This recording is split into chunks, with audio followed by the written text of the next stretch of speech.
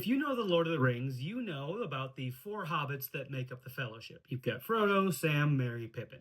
But if you've only seen the movies and you haven't read the books, you might not realize that there was, in fact, a fifth hobbit that could have joined the quest. In the books, Gandalf says, "You have the ring. You need to get this to Rivendell.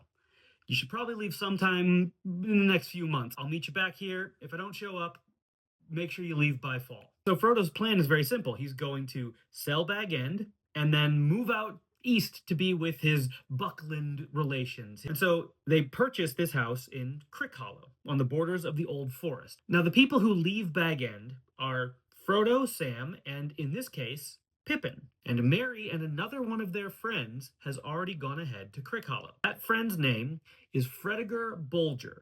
But apparently he was a larger hobbit, and so he's always referred to as Fatty Bolger. So Merry and Fredegar set up this house in Crick Hollow, and eventually Frodo, Sam, and Pippin arrive there as well. And at this point, they're already being pursued by the Ringwraiths. So their plan is to, in the middle of the night, sneak off through the Old Forest. But Fredegar is like, "I'm not cut out to be on this journey.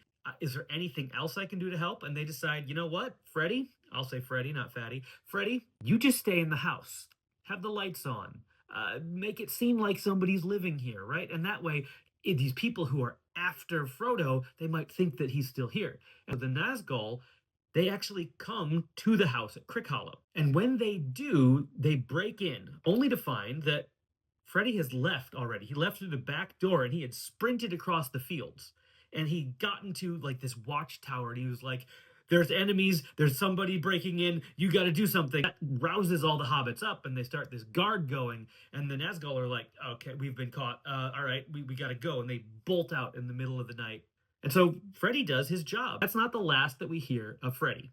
No, see, there's another chapter in The Lord of the Rings that's left out of the movies called The Scouring of the Shire, where you find out, it's a whole thing, that Saruman has come back at the end and he's taken over the Shire. We find out that during that, Freddy was leading this like resistance against Saruman and his people, and that he ends up getting captured and thrown in prison where he's like starved.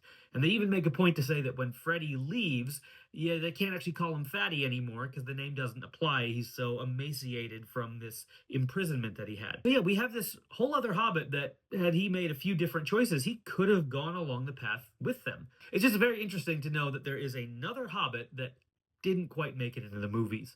And if you found that interesting or want to learn more facts about Tolkien or his works, you should check out my podcast, the Lord of the Rings AMA podcast, available wherever you get your podcasts.